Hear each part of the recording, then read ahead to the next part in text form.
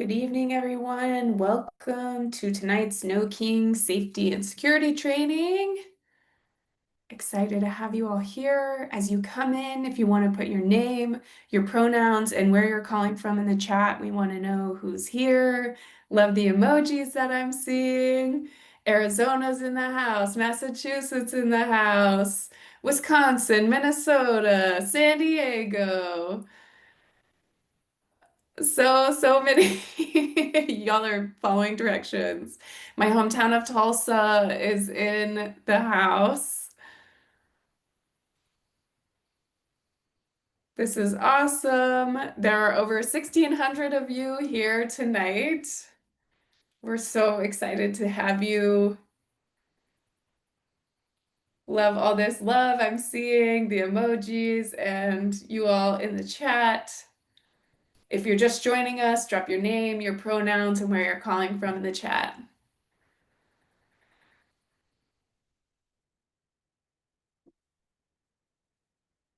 Still seeing folks come in, so I'm going to give us one more minute before we dive straight in.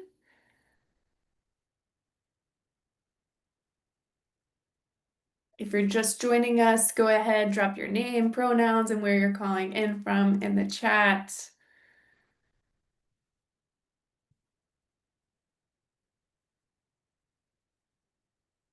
So awesome. Kentucky in the house, Cali in the house, Vegas in the house.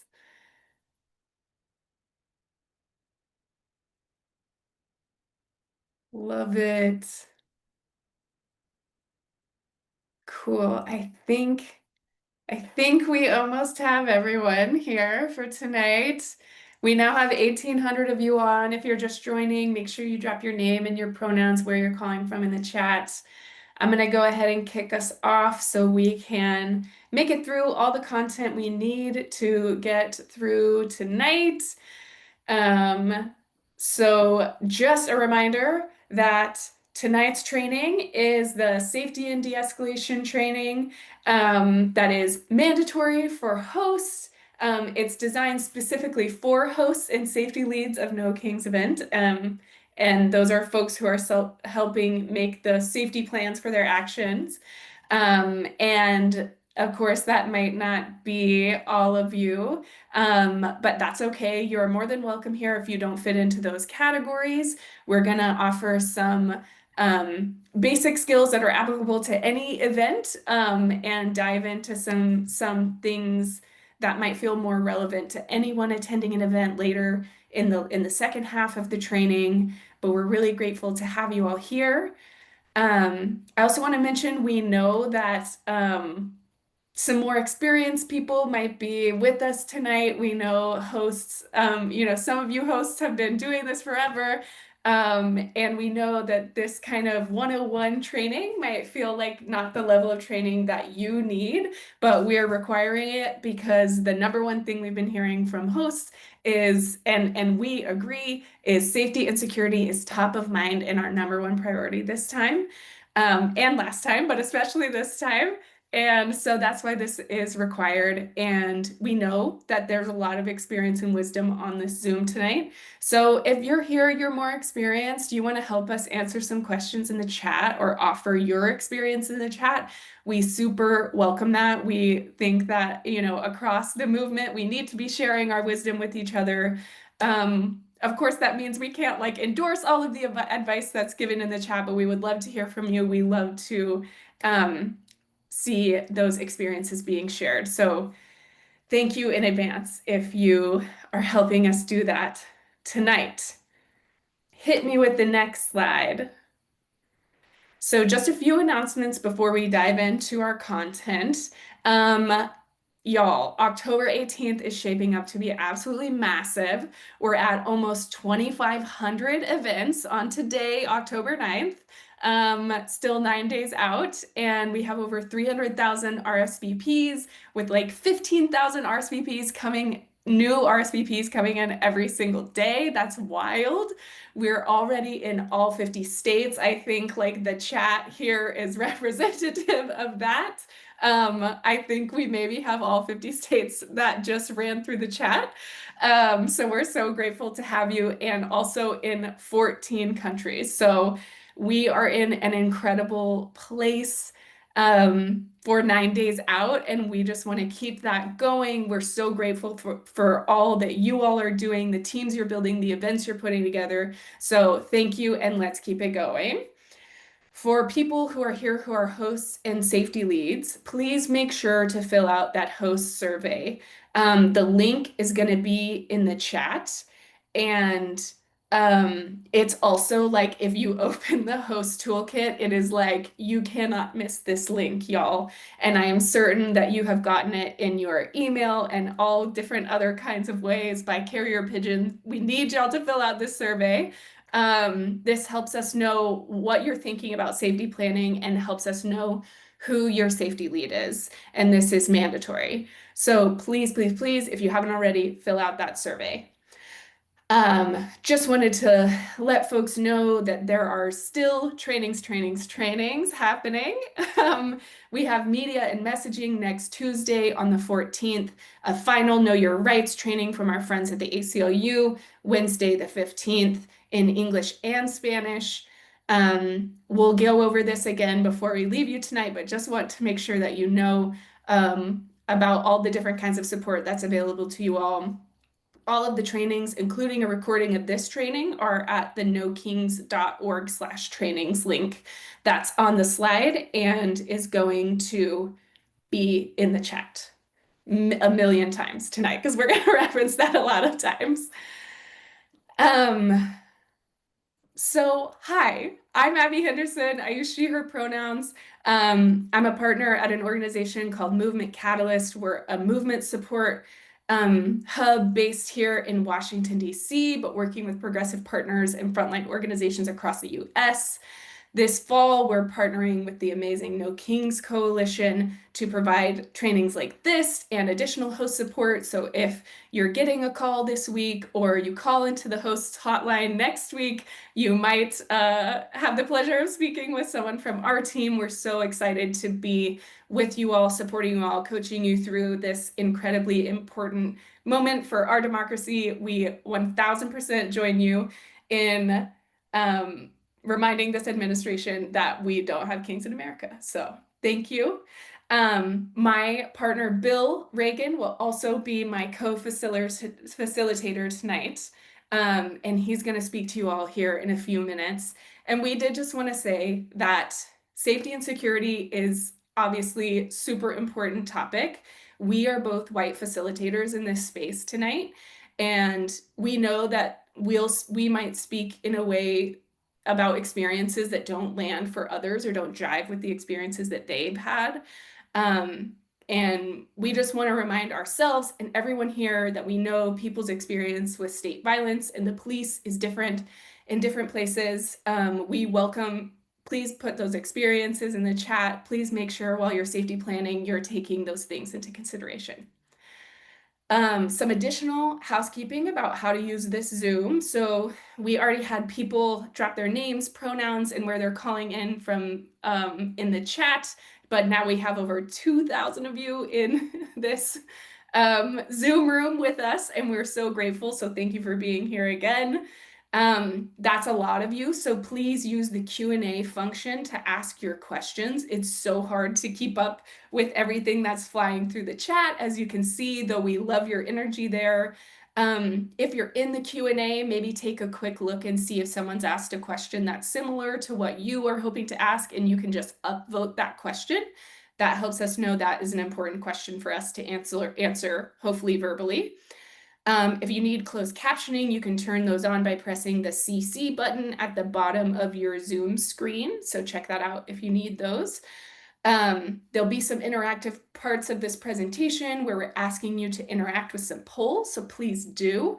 It's hard to have interaction with so many of you here, but we're trying. So thank you for your participation in those. They'll appear at the screen when it's the appropriate time. And you may have already noticed tonight we have an amazing team of moderators who are helping us in the background. We don't do any of this alone, y'all. We know you don't do any of this alone. So there's a whole host of amazing folks on the back end who are helping us um, answer questions in the Q&A and take stock of what's happening in the chat. And there might be points where we turn off the chat, we pause it for a few moments, like especially if we post an important link so it doesn't get lost for you. So if you see it pause, nothing wrong is happening. It won't be forever, but it's for a moment so that you all can get those most important details that we have for you all. Next slide. So I already mentioned that tonight is our safety and security 101 training. We're here to provide some basic tools about how to have safe and successful No King's Day events. I already mentioned about sharing your experiences in the chat. We do want to see that shared wisdom. And most importantly, we have, maximum 90 minutes with you all tonight, hopefully a little bit shorter. We know this is late, but we want to make sure that folks get the basics of what they need tonight. If you are leaving this training tonight and you're like, I want more, there are topics I want to know about, like de-escalating law enforcement and counter protesters and other kinds of folks that will be potential threats for my events, or I want to dive deeper. We're doing a 2.0 training tomorrow at 4 p.m. Eastern, and my moderation folks are going to drop that in the chat for y'all. Please join us for that. We'll do a deeper dive. Lots of scenarios we're going to be walking through. We just can't do it all in 1 hour. So we are trying to make sure we offer you all some different options to get all the info that you need. Next slide, please. So tonight, what we're covering, we already talked importance of safety and security. We'll dip our toes a little bit deeper into that. We'll go over safety planning and the safety planning template, the role of marshals, how to use marshals, a quick situational awareness tool that you all can use to keep yourself grounded, and then an easy de-escalation tool that you all can use to de-escalate situations that might arise. And then fingers crossed we have time for Q&A. We can get all your Qs answered. Next slide.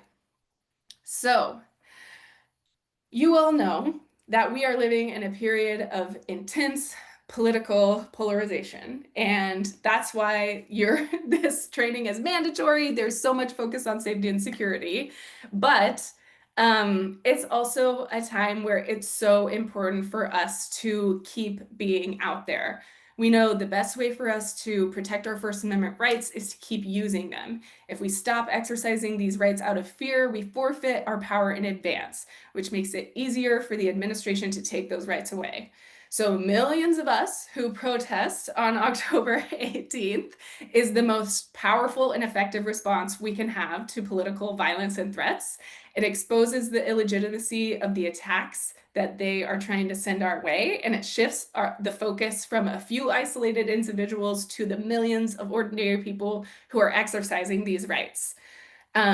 When we come together and act in disciplined and nonviolent ways, we deny the administration the excuse that they are looking for to shut us down and our right to protest. And boy, are they looking for excuses to shut us down right now. So today we're discussing scenarios where things might get difficult because we need to be prepared for all kinds of different contingencies, but serious problems and safety and security issues at No King's events have been extremely rare. So tonight we're talking about things because we want to be prepared, but we don't want to create too much concern. We believe in your all's ability to have safe and effective and amazing and powerful events, and that's why we're doing this, and there's so many additional layers of support surrounding this day of action. So bear with us. We are going to walk through a lot tonight, but we truly believe in the power of this moment for us all to step into our courage and continue to be out there demanding that we protect our First Amendment rights. Next slide. To this end, a core principle around No Kings is a commitment to nonviolent action. And this includes a commitment to not participating in civil disobedience or planned arrests on this day. We expect that all participants will seek to de-escalate any potential confrontation with those who disagree with our values and to act lawfully at these No Kings events. Full stop. We would love for you to make sure that everyone involved in your event knows and sees this statement and maybe make some kind of commitment that they also are committing to nonviolence, acting lawfully. Um, and additionally, we are asking weapons of any kind, including those legally permitted, should not be brought to No King's Day events. And this really includes by members of safety team. Um, and a lot of folks were asking in a previous training, by weapons, do we mean things like mace and pepper spray? And the answer is yes. Anything designed to be used, even defensively against another person, or that could be construed as a weapon, really should um, fall into this statement. And we know that some of y'all are existing in cultures where this may be a tough thing to navigate, but that's why we're trying to give you the tools to think through how to navigate that situation and make a safety plan that helps keep everyone at your event safe. Next slide. So before we dive into our tools, we're going to do a few of those interactive polls to get a better understanding of who is here tonight. Can we see the first question? I love someone just put joy is an antidote to fear in the chat. Yes. So, how many of you have been a No Kings host before, or what is your role here? Are you a host? Are you a safety lead? Um, have you, I, I posed these as I hosted in June and it was awesome. I've been around the block a few times, or I helped build the block. I've been doing this forever. Maybe we have some marshals and peacekeepers, not leads in the house. Maybe we have lots of attendees.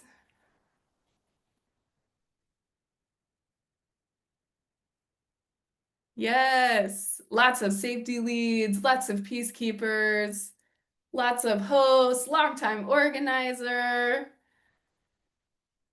some participants. We love it. So excited. Yeah, there are over 2,200 of you here tonight. So this is amazing. I think you all can see the rest of my questions, but maybe tell me if that's not true. If you held an event in June, how many people came?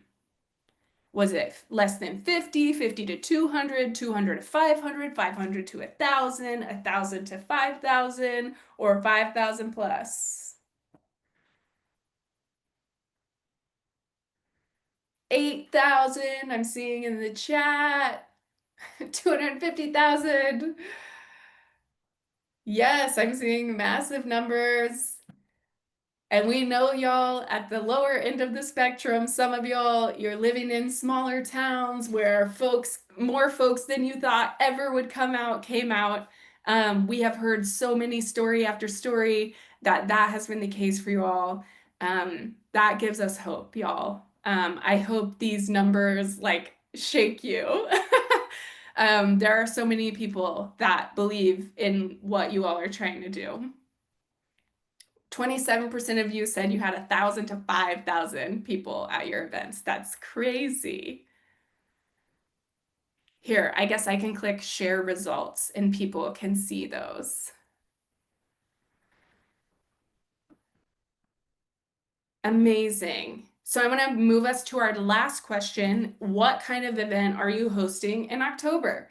Is it a rally? Is it a march? Is it a march and a rally? Where are my Bridge Brigade people? Are you tabling? Are you sign waving? Are you doing something else creative that we've never even thought about? We love a creative action. Trunk gating, I don't even know what that means.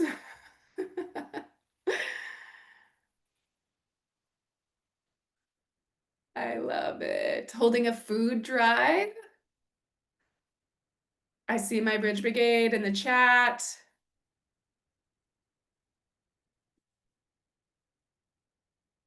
Yes, amazing. So many of you doing rallies, marches and rallies, sign waving. 8% of you say you're doing something else creative. I love, love, love to hear that.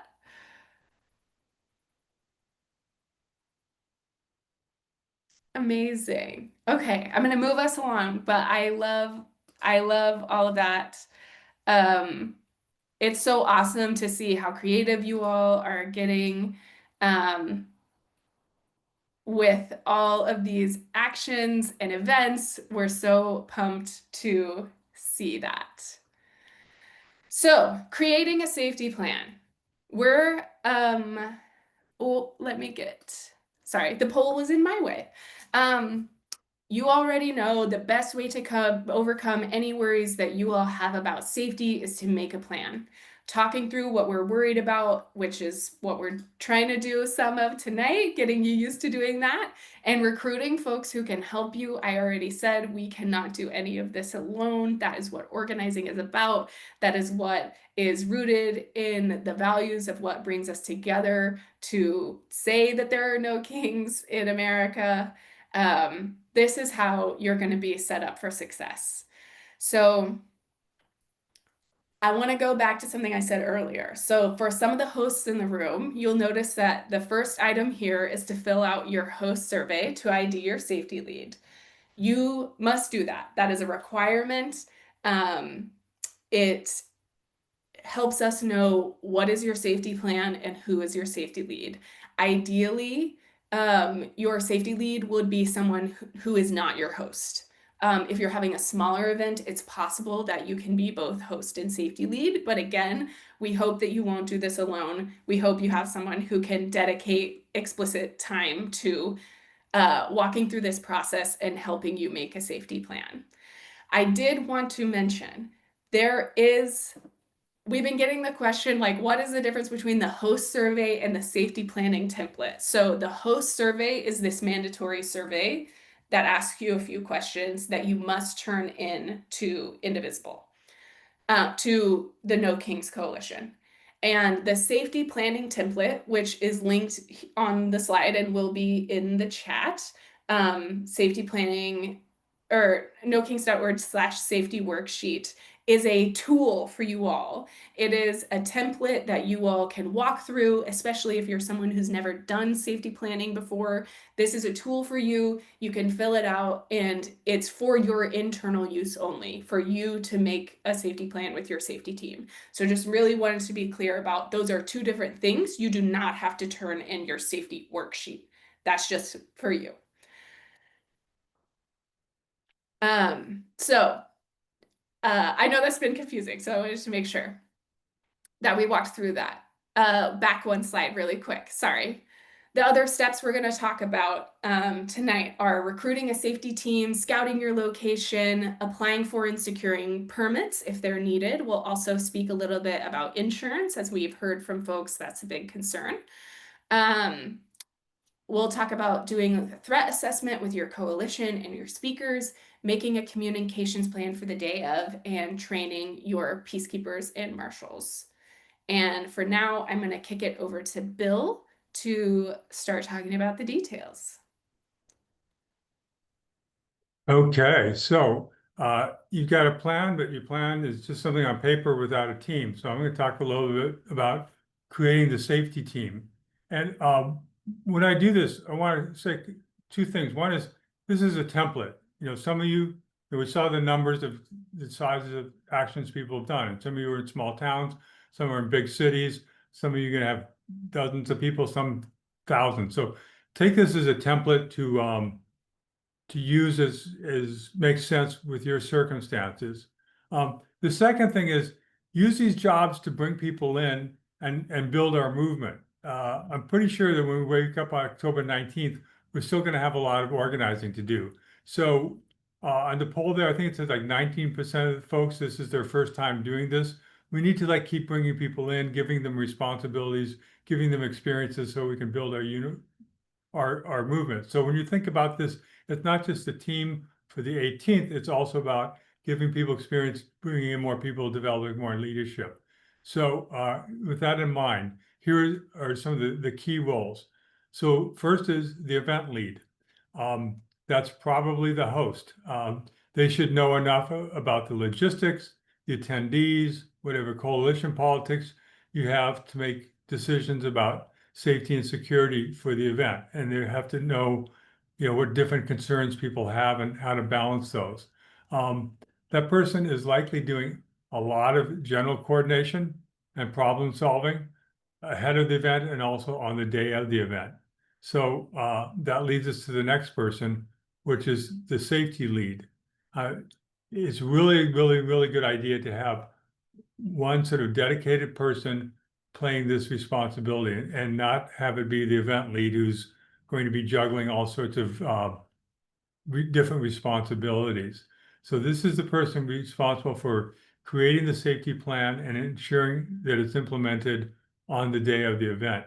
And so, yeah, so ideally it's like a standalone safety captain that can support anything that arrives. And this could include, checking in on the marshals, particularly like if there's some kind of incident that they need to de-escalate, checking in during and after that. Supporting the police liaison during or after an interaction with law enforcement. It's ensuring if you have medics that they're responding to the needs of people in the crowd and have adequate supplies. And it's also monitoring for additional issues that may arise. For example, there might be counter protesters in the area, or it could be, it's just, it's a really hot day and we're running out of water and somebody needs to run off to the CVS and get a couple cases of water. So safety leads, ideally one dedicated person focused on that. Then there's the head marshal. Some people use the term marshal. Some people use the term peacekeeper. We're going to kind of use both here, but it's really the same job. So don't want to confuse people by using two terms. But this person is responsible for the crowd and attendees' safety and security, and they should be trained in and comfortable with de-escalation, and they can support the marshals and de-escalators in responding to escalating situations. And before the event, this person should help recruit and train marshals. And on the day of the event, they should be managing those folks, helping them troubleshoot issues, supporting the lead de-escalator, and liaising with the event lead, with the safety captain, with any other people leading this event. The fourth position I want to talk about in the safety team is the police liaison. And as you can figure out from the term, this is the person that deals with the police. And they should, this should be like one person that has this responsibility. They should introduce themselves to law enforcement when they arrive at the event and maintain an open line of communication with them about any kind of logistical or safety issues that arise, whether it's like dealing with traffic along your march, separating different groups of counter protesters, what have you. And if you've obtained a permit and insurance or something like that, this police liaison should have a copy of that and have that handy as a reference to use if needed in dealing with the police. Everybody else should not deal with the police, and that should be explained early and often. Because lots of people like to sort of get involved with this. It creates a lot of confusion to have like sort of different people making different arrangements as stuff develops. So we should all be clear, like this person's the police liaison. This is the only person talking to the police, and that should be explained to the police. If they have any questions or any issues, talk to this person. I want to again say, like, you don't need to do this on your own, even if you're like a relatively small group. Bring people in. This is how we learn, is by doing these sorts of things. It's okay if folks haven't played these roles before. Nobody's born knowing this stuff. You have to sort of do it to learn it. So you can get a lot of support from the No Kings team in helping develop your team. There's this training. There's other trainings. There's recordings of these trainings. There's going to be a hotline, office hours, help emails. Send a note if you're feeling worried, and we'll do our best to get on the phone or respond by email to help you that. And we'll sort of cover how you can do that later in the training. Um, Finally, on this subject, if you need help recruiting more people, here's a couple of ideas. First of all, message your RSVP list and ask for volunteers, and just say, who's here that can help out? This is really exciting. It's really taken off. We're going to have a lot of people, so we need some volunteers. Um, Second, like look for groups in your area that do this kind of thing, and have done similar events. Like it might be a local labor union or central labor council that you can contact, or maybe an interfaith social justice group that does a lot of de-escalation. So, look around and see who else could help out on that. So let's go to the next slide and talk about expanding your team. Um, I was talking a little bit about how we sort of bring people in and build the movement. So I want to give a couple more concrete examples about how we can do this. So as you develop your team, think about how can you bring in new people and give them new responsibilities, and then how can you give people who've been around new roles that expand their experience and abilities. Lots of people get stuck in one role and do over and over again, when really they could maybe move up the ladder. And then look for ways to like pair experienced folks with newbies, so that kind of training can occur. So we can have people working together and transferring knowledge. And then think about how to use, just generally think about how to use this event to increase people's skills, and how you can use this event to increase their commitment, like, moving them from just being activists, just kind of showing up, to being really organizers and making this kind of thing happen. So again, you've got two goals here. One is like have a team that helps you carry off a really great event on the 18th, but the other is like bringing in people to build our capacity and build our movement. So let's talk then a little bit about the role of marshals. So let's go to the next slide.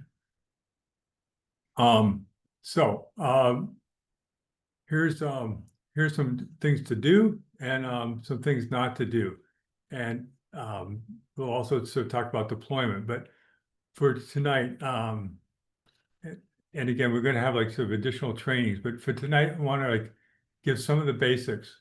First job of the marshal is like stay calm. And we're going to talk about how to do that a little bit later and give some tools. But it's really important to have people that are, if something happens, people can respond calmly and not just create panic and get folks cranked up. You need people that are willing to be a team player, that can follow the lead and instructions of organizers and help communicate between organizers and the crowd. It's not a good time for freelancing. They need to know that they're there to keep our attendees safe and peaceful and orderly. Particularly, this means facilitating the movement of groups and defining space.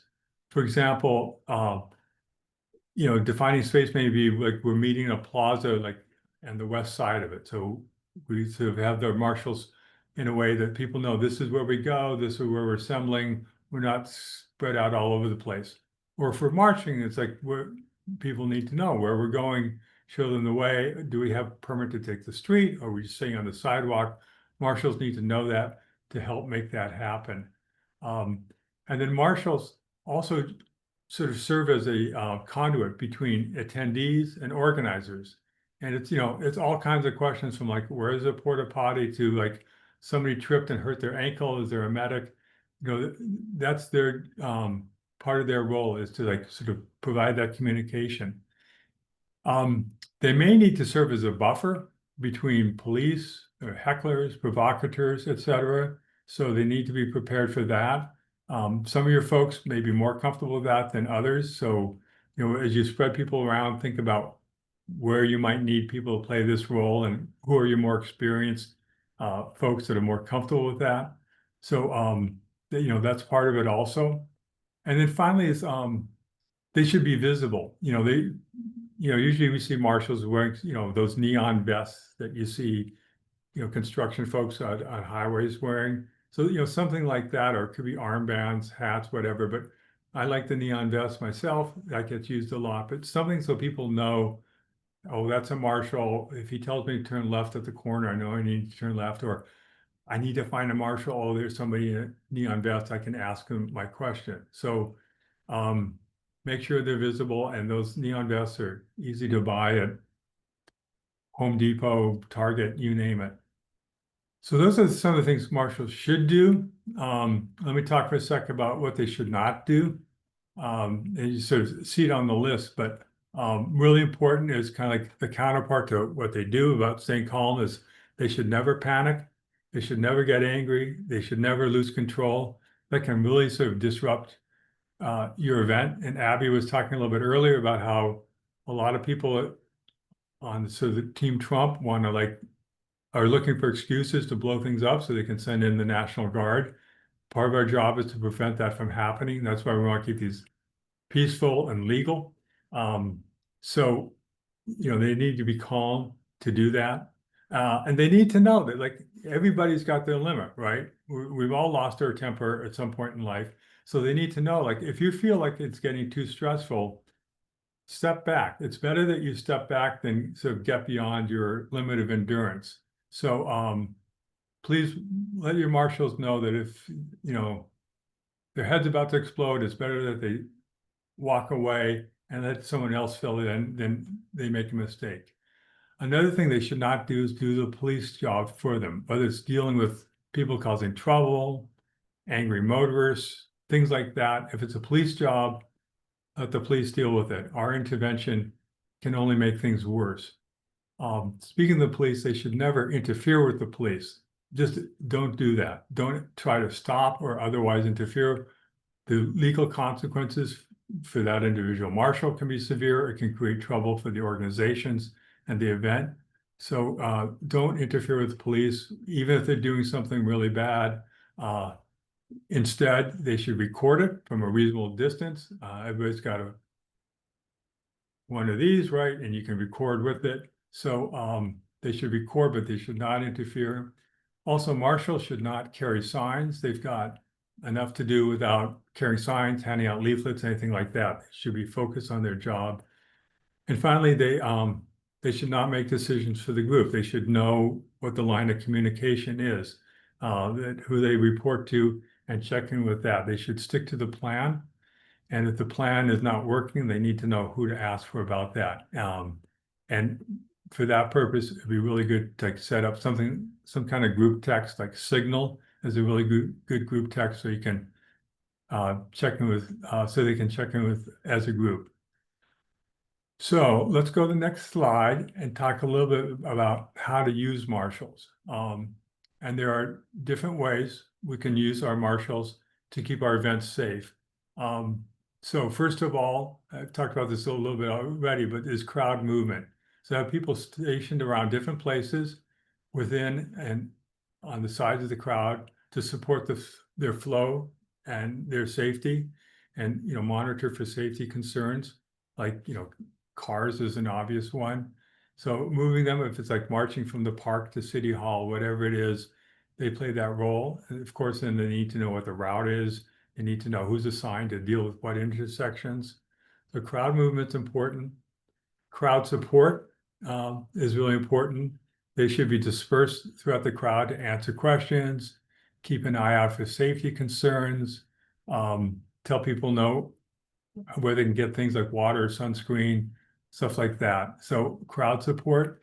And then finally, de-escalation. Some of them, probably not all of them will be trained in de-escalation, but some should be trained, willing, and able to step in when any kind of conflict arises. And it might be a provocateur from the outside. It also may be one of our own folks getting off program. That happens also, or maybe one of our folks reacting too much to a counter protester. So that's that de-escalation is for both the folks trying to disrupt us and our own people as well. So that's a little bit on how to use them. Let me talk next about where to use them. So here's some of the key locations for stationing marshals. The front of the march, obvious one. Um, one thing about that, the people in front always go too fast. It's just a rule of nature. If you've got a march going on, the folks in front are all charged up. They've got clear space in front of them, and they get way out ahead of the rest of the crowd. So part of the job is like keep it at a pace that doesn't get them too out front, that doesn't spread out the group. Good way to do that is to have a banner in front that sort of can be used as a barrier to slow things down a bit. So they should be in front, keeping the pace, making sure we're going the right direction. Another place is at the stage. Um, you want to have a few marshals who are controlling access to the stage, make sure the right people are up there and the wrong people aren't. Another place is where there are counter protesters, to sort of separate those counter protesters from the rest of our crowd and to de-escalate. Uh, After that, a place to think about is the back of the march, or the rally action, whatever it is. So there may be stragglers or people coming in late or people need some kind of assistance that can help them sort of move along and keep up. Look for bottlenecks, depending on where your route is. If there's like someplace people have to squeeze through or where it's kind of confusing, maybe there's a lot of construction or something, they should know how to navigate that and how to direct people through that. And then there's intersections, in dealing with cars and crowds, and you should decide in advance, do you have a permit or permission to just sort of cross the street, or do you have to wait for the light? People should know that and then know how to like help the crowd to get across according to um, how you decided those things. So that's a little bit about who marshals are, how to use them, where to use them. And now I'm gonna hand it back. Oh, I'm sorry, one more thing. Scouting your location. Uh, I have like a million stories about people who didn't scout their location and it turned out badly. So I don't have time to tell them all tonight, but let me just say, it's really important that you do this, okay? Even if you've been there before, even if you think you know what it looks like, ask yourself, how many people will that space hold? And also, because we heard at the beginning, this is like catching on. We've seen lots of people think about, is there an overflow area nearby? What's plan B if you suddenly get a big influx of people? Think about how easy it is to enter and exit that space, what the you know, what the pathways in and out are. If it's if it's just a parking lot of town, that's easy. If it's some other spaces, you may have to sort of go through something a little more crowded. So figure that out. Um, and then think about attendees with different mobility needs and what kind of challenges they may face. And is there like a different way around, or is this a different space where there's a ramp instead of a set of steps or whatever? Think about that. Um, think about, is there shade or rest space if you're like doing a longish rally in the middle of the day, and it's out on a plaza with a lot of shade. So think about that kind of thing. Figure out about public transportation. Is that nearby, or parking concerns?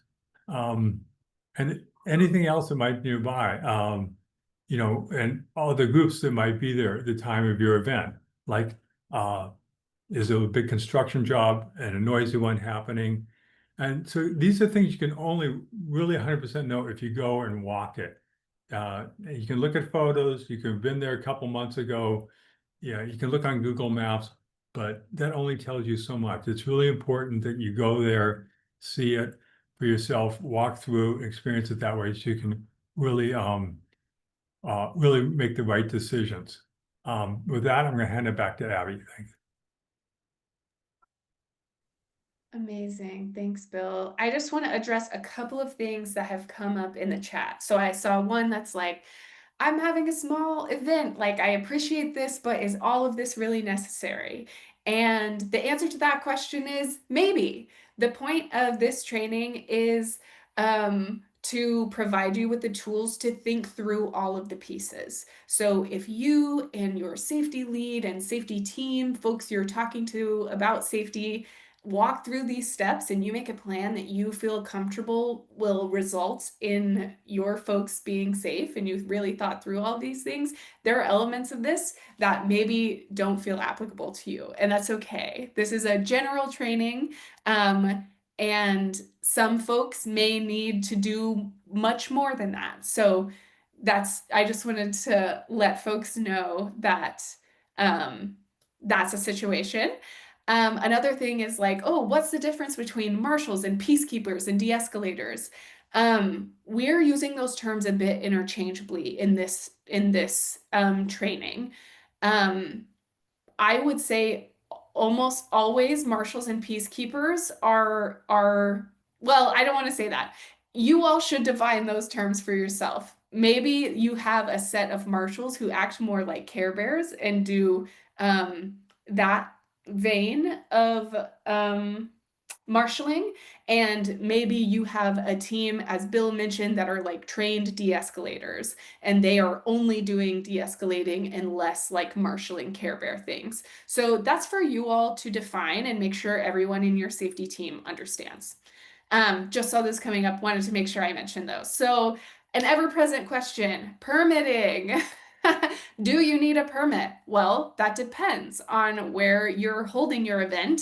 It might depend on even what you're doing at your event or what equipment you're using at your event. So it's really important for you to um, get all the information you can about the venue where you're trying to hold um, your event, and to ask and read websites and make sure that you understand what the requirements are. If you have not already done this, we are 9 days out. It is you're late but not left behind. So please, please, please do this research like today.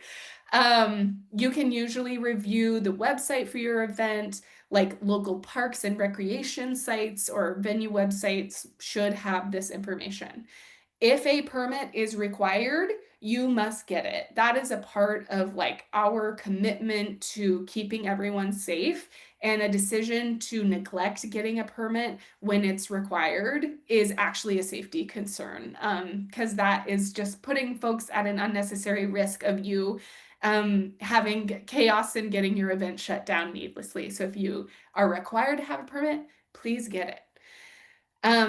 If you are in an organizing circle that is a space where you do not want to get permits, you must ensure that you pick a location that doesn't require a permit. This likely means you're planning a protest on a public sidewalk, but you should still review your local ordinances to ensure that you understand your rights to be in those public spaces that don't require permits. Check out the Know Your Rights trainings from our friends at ACLU. That's on the knowkings.org/training site. We mentioned there's another one still coming up to learn about your basic constitutional protections to free assembly and speech and how that might interact with those ordinances. A thing that has been relevant to many hosts is you should make an overflow plan. So if you planned for 300 and 1,000 people come to your event, what's your plan to like handle and be able to keep safe those additional 700 folks who come to your event? This should comport with like your decision to get a permit or not.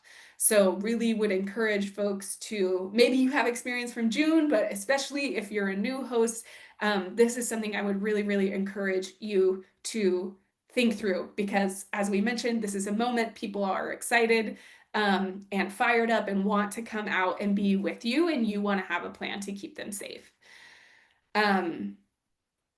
As we've mentioned, like it's up to you and your organizing agreements with your community, whether or how much you interact with the police. I've seen lots of folks saying, yes, we get a permit. Yes, we let the police know we're coming. We acknowledge that that's not a safe situation for everyone who might be holding these events. But that's why it's important to have these conversations and make group agreements ahead of time. So please, please, please have these conversations. And if you need a permit, you must get one. On the insurance question, which we know is like maybe the question of the time, This situation has been really, really difficult, y'all, and our crew has been really diving into this issue, and we know that lots of you have had difficulty getting your certificates of insurance. And this is becoming increasingly challenging, but here's what we've got for you. So if you're looking for insurance and or it's required by a venue, we encourage you to reach out to local insurance brokers. If that effort is unsuccessful, you can try to contact the venue, the party requesting that you have a certificate of insurance, and request a waiver of the insurance requirement on the basis that your use is protected First Amendment speech. So that could be a first try. If this fails, here are some other options that you should consider. Um, is there a different public space you could move to that doesn't require a permit? Is there a space in a slightly different jurisdiction that might have different rules? So, like if you go across town into county land, um, could you plan your event in a little bit of a different way to not need a permit? For example, like could you plan not to block the entire sidewalk and do like a honk and wave rather than a march? Um, what could you do to like otherwise avoid the thing that's causing you to need the permit? Maybe that's like sound amplification or things in that realm. So definitely figure out what the requirements are and then consider like, is there something you could change about your plan? We know there's like one large event that's planning on lining like a mile long stretch of their downtown sidewalk rather than congregating in a single crowd. Um, so that their event is designed to not need a permit. So how can you think creatively about that? I saw loads of you dropping this in the chat, that you're using like parking lots of churches or like union halls. So is there a private property that you could have your event at where your owners would give you explicit consent to have your rally there? This can get a little bit tricky, so like definitely work with your person, your you're at the event that knows the situation there. But this may require like other insurance things. So you should check out your options, but that's a possibility. Um, is there a student club that is involved in your coalition and could they help you move it to the campus? That's just like a natural place where there are like large spaces that could potentially like sponsor and they could host the event on campus.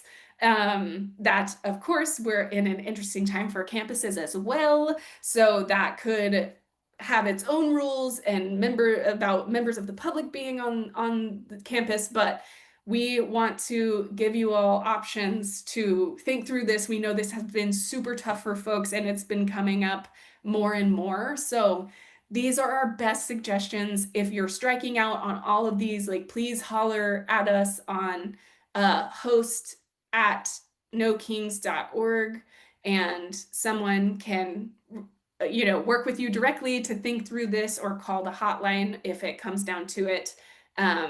Next week, that'll be live on Wednesday, and we can try to help you think through that. But ideally, if this is an issue for you right now, that feels like you're coming down to the wire a little bit to change up your plans, let's have a conversation. Definitely email that host email and let's get a conversation going. Next slide. The next thing you want to do is do a little bit of a threat assessment with your coalition partners and your speakers. So, I mean, simple as asking all the folks who are involved, like, have they or their group been the target of any recent attacks in person or online, or any threats? If so, by whom? Like, what do we know about these people? Have they like actually shown up and caused violence, or do they just like hide behind the computer and they want to make you feel scared? Do any of the partner groups do like consistent monitoring of opposition groups online that might target them. Obviously, we know that many of you are just like organizers in your town. This isn't like thing that you have capacity to do, but is there anyone in your coalition that does? Or anyone who has like a special interest in doing that, that can be super helpful to monitor the chatter online. Um, and like I mentioned, just getting as much information as you can to share with one another, having this conversation, lets folks know you're really trying to monitor threats and trying to find out everything that you can about what the situation in your town is, and what we know about the threats and how we want to make some group agreements about how we're going to respond to them and how we're going to use our marshals and the different things we have at our disposal on our safety team, to make sure we keep folks safe. I did just want to mention as well, if you get a threat that you are worried about, you can and should report it to the security@nokings.org email box. There's a security working group specifically that is monitoring that. We will give you a call and talk you through, and make sure that you have the support that you need. We're taking threats obviously very, very seriously. We want to make sure that folks have plans related to that. So make sure folks in your coalition and your speakers know that this is also a matter of importance to you. Next slide. I saw loads of info in the chat about how folks like manage internal communications on the day of their event. There's loads of people who use walkie-talkies. There's loads of people who use Signal.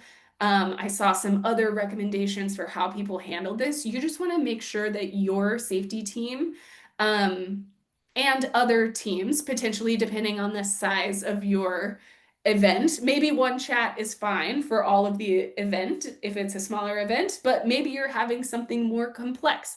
I would say, especially if you have a March component, you probably need a couple of different chats. That could be like event leads, safety team only, safety and medics, comms and media people, one just for the marshaling team, that's doing like crowd movement and de-escalation. Maybe there's one for the stage team, like, Bill is supposed to speak next and I don't see him. Where is he? So you want to make sure you have those channels set up, um, before the day of, and that everyone knows that's what you're using and they're in communication in the way that they need to be.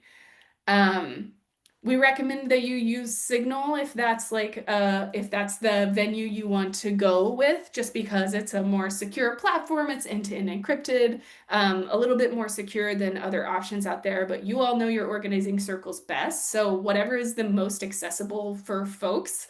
And if you all have agreements about what information you're sharing there, it's more important that you all are in communication and using things that work for your community. I saw lots of folks saying we use walkie-talkies. I would definitely say if you're having a larger events, see about getting walkie-talkies to use in case the cell service is spotty. I will say I've done a bazillion of these events and I am still terrible at using walkie-talkies. Um, and so I mention that because I think like people think walkie-talkies are intuitive, and I truly have had walkie-talkie training and I still like don't use them well. So I would say if you're gonna use them, make sure your folks know how to use them, what the channel situation is, and have a little training on how to use them for my benefit and the people like me in your circles who struggle with walkies. I also would say we know lots of you have had big, big, big events. So like if walkies and phones might become spotty, definitely make a plan, like a backup plan to communicate. Maybe that looks like a meetup space. Maybe that's a like, I haven't heard from you safety lead. I'm the host and I haven't heard from the safety lead in 30 minutes. We're gonna like meet up at the stage so we make sure everything is gravy. It's just something I want folks to think through because we know you've had big events. Next slide. So we've been the last step is preparing your people, which I think you all know. So obviously ideally, maybe folks would listen to this training. There's a recording on the training's website. 100% definitely have a mandatory safety and logistics meeting on the basic logistics of your event, the safety plan, and make sure these could be different, these could be all the same. Meeting depending on your needs, but like peacekeepers and marshals should definitely have a meeting like this, and team leads in your safety team should definitely have a meeting like this. And everyone should just get there an hour early at least so that everybody can be prepped and on the same page. Um, Also for folks here, we're sharing loads and loads of resources. The host toolkit is like could not be more full of resources and emails. So make sure you're sharing out those resources to the folks that need them. I saw somebody ask, like, how do I train my people? There is a workbook in the host toolkit. It is called The Peacekeepers Workbook, Streetwise and Steady by Daniel Hunter and Eileen Flanagan. They put this workbook together. It's 30 pages, but it's not like 30 pages of text. I would really encourage you, if you want to hold a safety training for your people, work through that workbook. And the last couple of pages have a set like recommended martial and de-escalation training that you all can use. So go ahead. You all can do that. You have the skills that you need to walk through and do some scenario planning and practice with your folks to get them ready and get everybody on the same page. Passing it back over to Bill to dive into our safety basics. Hey there. So we're going to switch gears a little bit and get into some of the tools that you can use to help keep your event safe and secure. And so this is relevant for everybody, whether you're a host, have a safety role, or just attending. But it's especially helpful for people playing the marshal peacekeeper role. And today we're going to focus on two things in particular. One is situational awareness, which I'll define in a second, and then tools for de-escalation and how you can go about doing that. And we're going to get into some of those skills. But let me start off with another poll. And I think the poll is going to pop up. And the question will be, as we get ready for it, is who here has de-escalated a situation?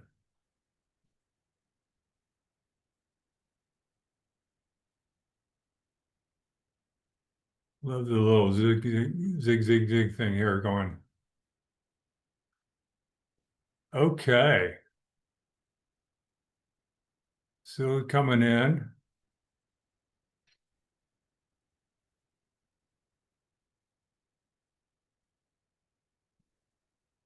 Give it a couple more seconds.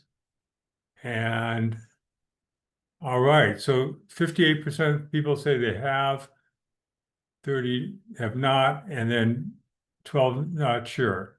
So actually, to tell you the truth, that's kind of a trick question, because everybody here has de-escalated a situation at some point, because we're all human. We all have interactions with spouses, parents, children, siblings, friends, and we disagree, we carry conflict with us. And in all those relationships and all those spaces, we probably had to like step in and say, slow down, wait a minute, let's think about this over, let's step back to get out of a tense situation. So anybody's had that kind of human interaction, and certainly anybody that's in a relationship or has children has done that. You can do that. You have done it, and so we're just going to talk about how you apply it in the context of a No King's Day event. But to start off is like we cannot diffuse the situation if we're all in a state of panic or stress ourselves. We have to have the wherewithal to respond appropriately so we don't accidentally escalate a situation. And we've all been there, right?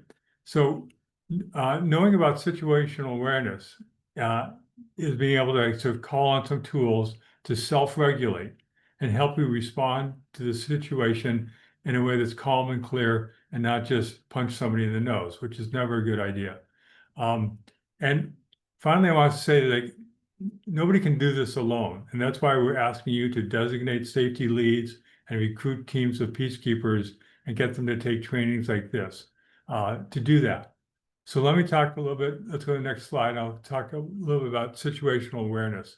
So let me start by defining it, which is situational awareness is the ability to identify, process, and comprehend the critical elements of information about what is happening to the team with regard to the mission.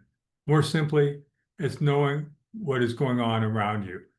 Now, this is from the U.S. Coast Guard, which is, a little bit military. On the other hand, they deal with some high stress situations, like, rescuing people from sinking ships.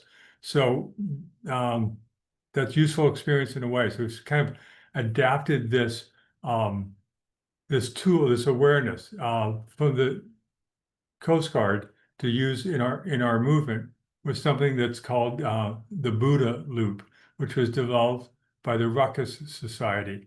So let's go to the next slide. And here's the Buddha loop. It stands for, as you can tell, if you're looking at your screen, breathe, observe, orient, decide, and act. And so I'm going to go through these one at a time. So breathe is pretty simple. Anybody here who does yoga knows how, so breathing can really help us focus and calm down. And deep, slow breathing is regulated by the parasympathetic nervous system, the same system that can help slow down your heart rate, relax your muscles, and help you conserve energy. And intentional deep breathing can help kick in the PNS into high gear. So focus on like deep breathing with long, deep exhales, like a deep sigh. And because when we panic, we forget to breathe, and that just sort of makes it worse. And when we breathe deep, it helps us sort of get control. So like suddenly I realize I'm talking to 2,200 people, and I'm afraid of talking to all these people. Like a deep breath in and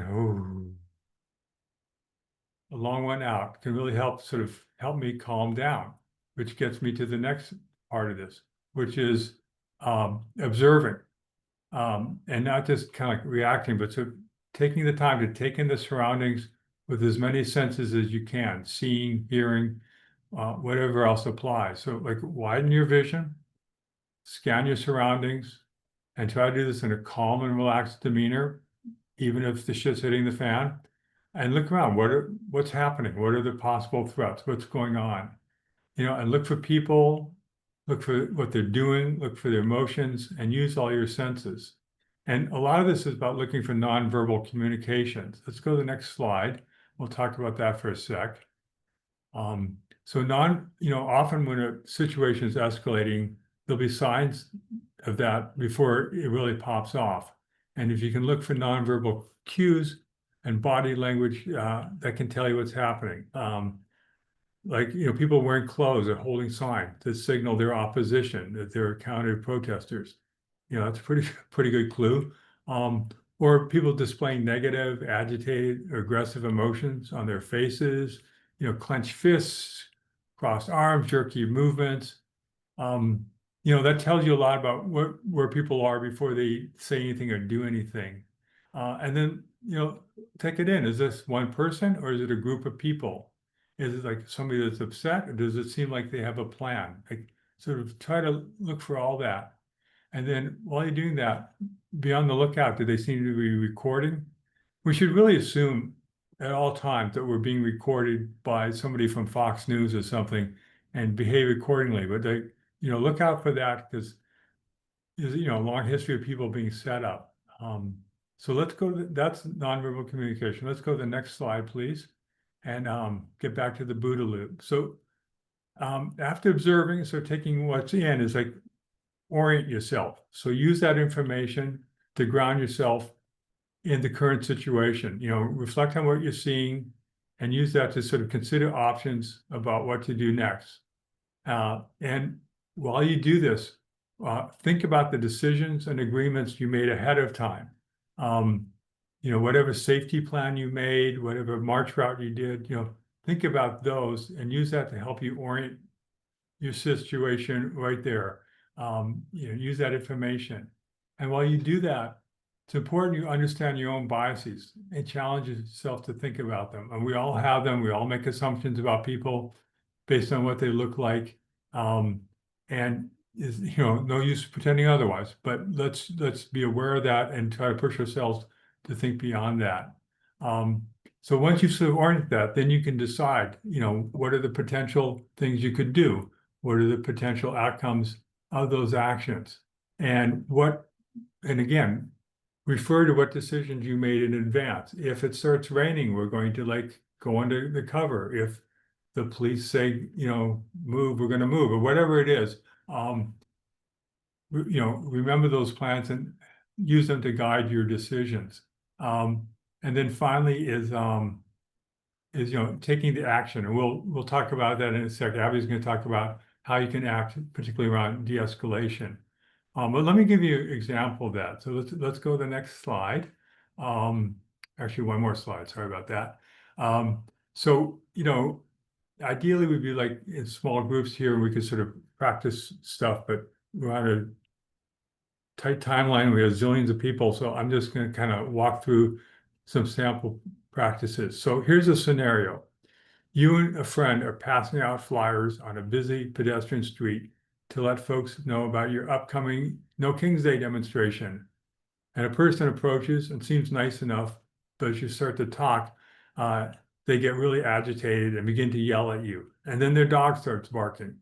So think for a sec about how you would use Buddha to do this situation. So just use the chat, or just think in your own mind about, okay, here's the situation. What am I going to do? So let me just shut up for 10 seconds and let people kind of reflect.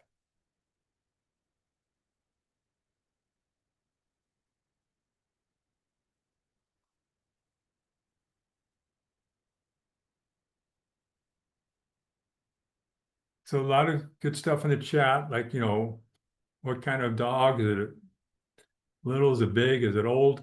A lot of good stuff there. Disengage, be polite. Yeah, a lot of good suggestions. So let's go to the next slide, please.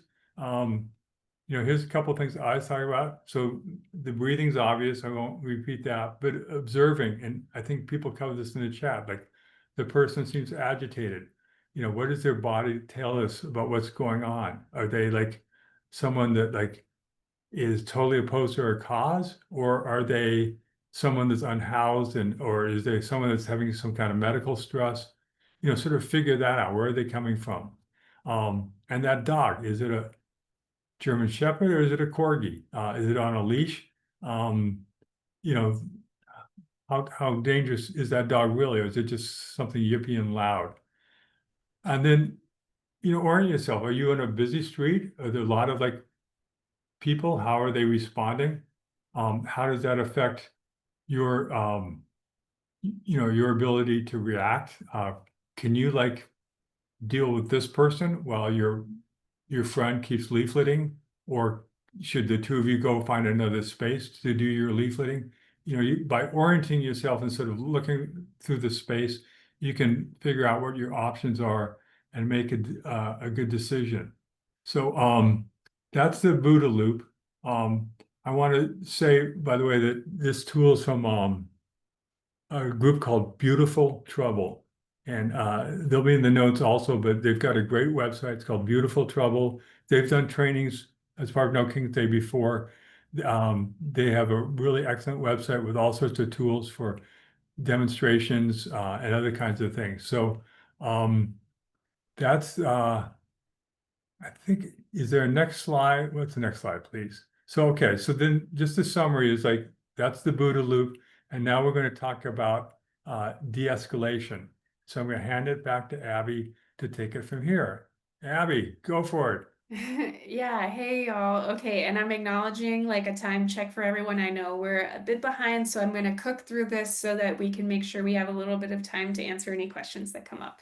So the Buddha loop tells us whether to act in the 6 Ds of de-escalation, which is the de-escalation tool we're talking about tonight, which does come from our friends at Beautiful Trouble. Helps us understand how to act. What are our options to act? And when a situation begins to escalate, most of our fight, flight, freeze, fawn instincts kick in. And it's normal to feel that way, but we are hoping the Buddha and the 6Ds are easy tools to kind of just keep top of mind so that you can stay calm and make some smart decisions about how to act. Um, so, what is de escalation? In this context, de escalation is a nonviolent response to conflict that calms or stabilizes a tense situation. And our friends at the Blackout Collective like to say de escalation tools help us direct our anger at injustice, not at each other. And I love that framing. Next slide. So our tool tonight is the 6Ds, and someone from our moderation team is going to drop in a Google Doc that has kind of a quick one-page overview of these 6Ds. So direct intervention, delay, distract, delegate, distance, and document. And we're going to walk through these. So direct intervention. You approach the people or the persons and attempt to intervene in their behavior. When we do this, we want to use open, non-threatening body language. We always keep our hands visible and empty. We move slowly. We speak softly. I saw many people in the chat saying like that they use some of these tools. We never touch angry people or police. We use our active listening. We can say things like, I hear you, I hear what you're saying. Don't interrupt them. If the situation is such that it is safe not to do so, don't interrupt them. You can nod to make them feel validated. You could make eye contact if that feels comfortable. One trick you can use on your voice is to start at the volume of your disruptor and lower the volume of the conversation as you speak with one another. We can use appropriate content to um, move the conversation away from the person who is doing the escalating or the intervening in our event. Um, I was on the phone with someone today who said they do honks and waves, and whenever there's like a person in their town who always drives by and flips them the bird, and they have taken to just chanting positive things at them, like, we love you. And I think that's like an example. We love you might not always feel appropriate depending on what the intervener is doing, but in this situation, it makes this person feel uncomfortable because they are giving a negative response, and the folks from the No Kings crew that I was talking to today hit them back with positivity. Yeah, I saw folks in the chat saying they use peace signs, they blow kisses. So those are some things that we can do to kind of interrupt that behavior.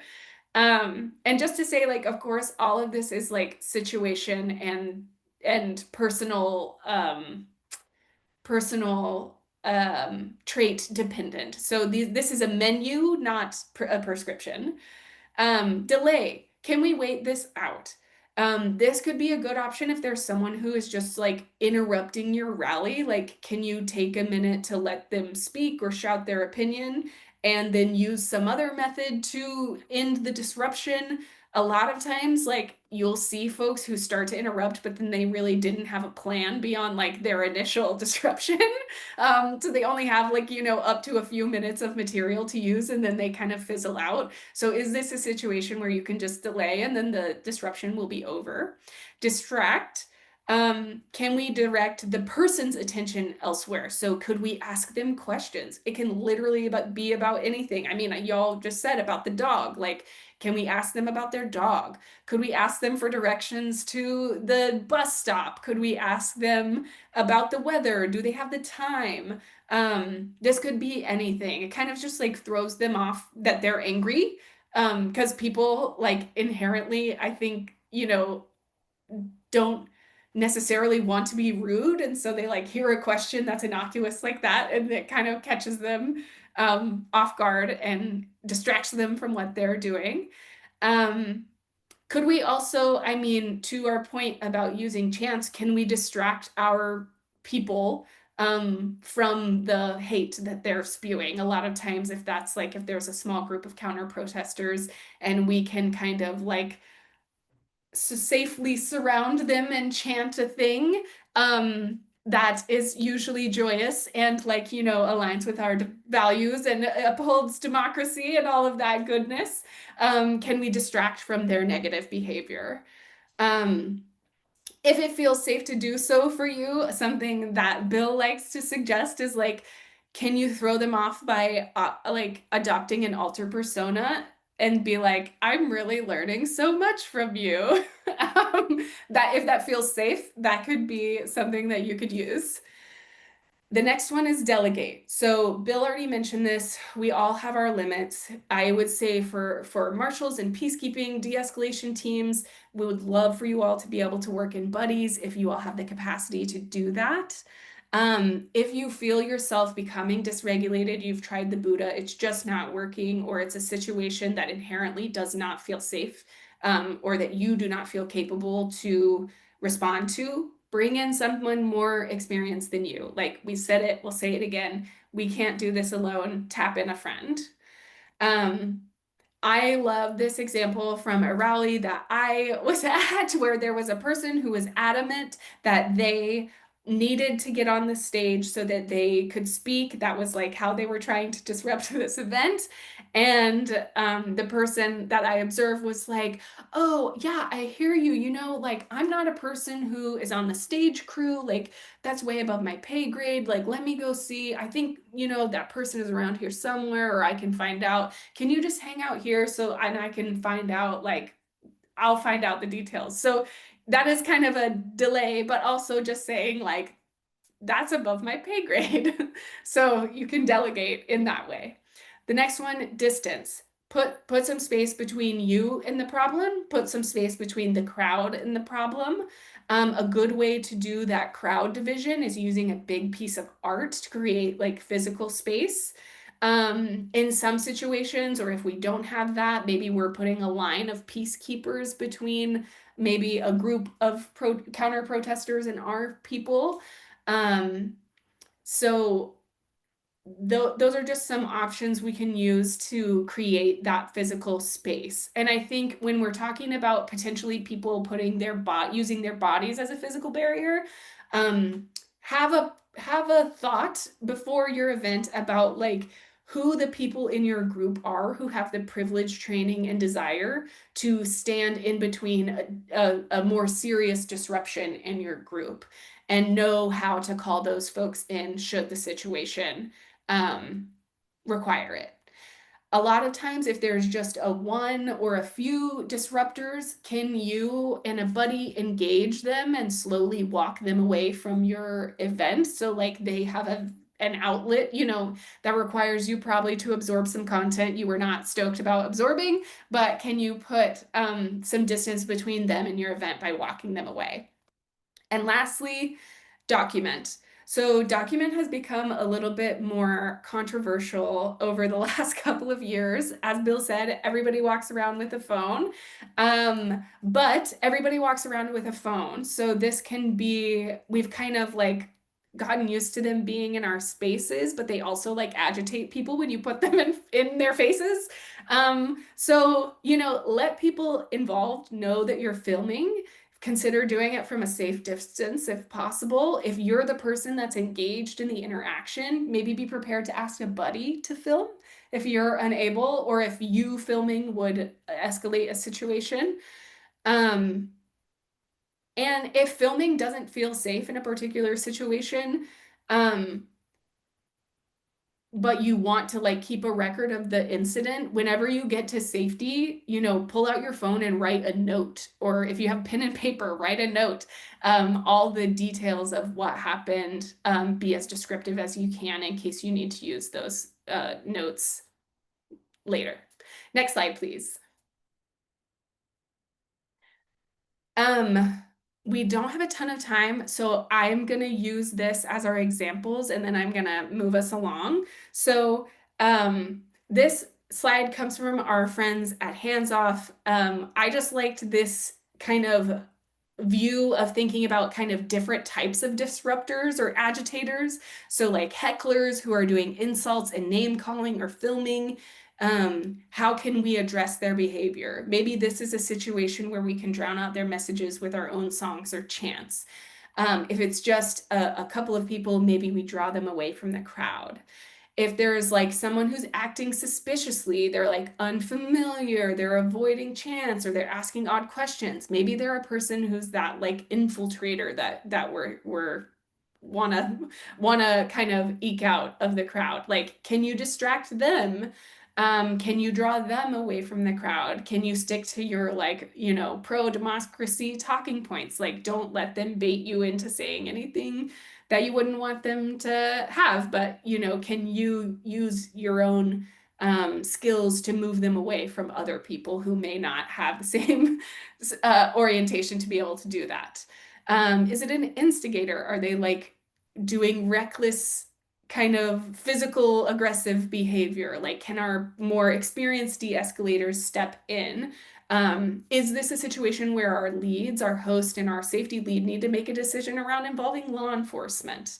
Um, or is it counter protesters? And I think like you all are experiencing, many of you I'm sure have had varied experiences with counter protesters. This can look a lot of different ways. Um, so there's lots of different ways that we might be able to de-escalate them. Um, and I'm gonna ask our team to bypass the next slide and kick it back over to Bill to talk about what did we learn. So next slide, sorry.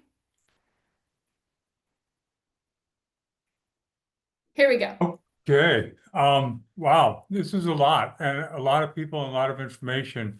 So just a quick review. Again, we'll send out information so you can review this, but we learned how to make a safety plan and that people need to make a safety plan. We learned about the role of marshals and how to use them and how to recruit them, a little bit about how to train them. We learned specific skills for the safety team. Uh, Two of them. First is situational awareness, knowing what's going on around you by using the Buddha loop. So you're like really taking in stuff, not just reacting. And then the de-escalation, the 6 Ds for that, so that we can deal with the situation by diffusing it, not escalating it, which is a lot. And so I really appreciate people for sticking in with this. I'm going to hand it back to Abby to wrap it up. Amazing. So, yes, I just wanted to reiterate all the different kinds of support that is available to you all. This training is the same training we did last week. It was recorded. It is already on the nokings.org/training website. Please send it around.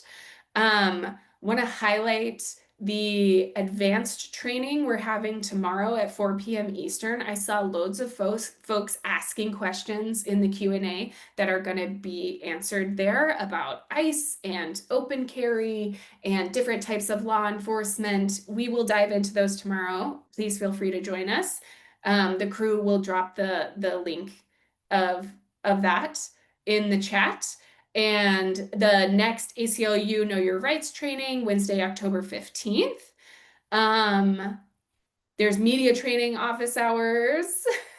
There's regular host office hours. There's the host support hotline that's going live Wednesday.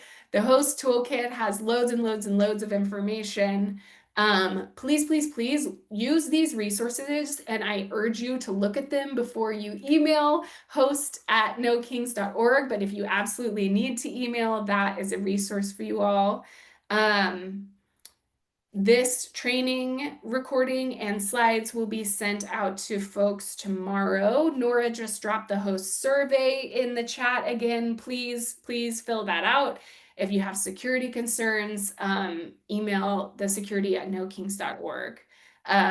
We are here for y'all. There's so many people working behind the scenes.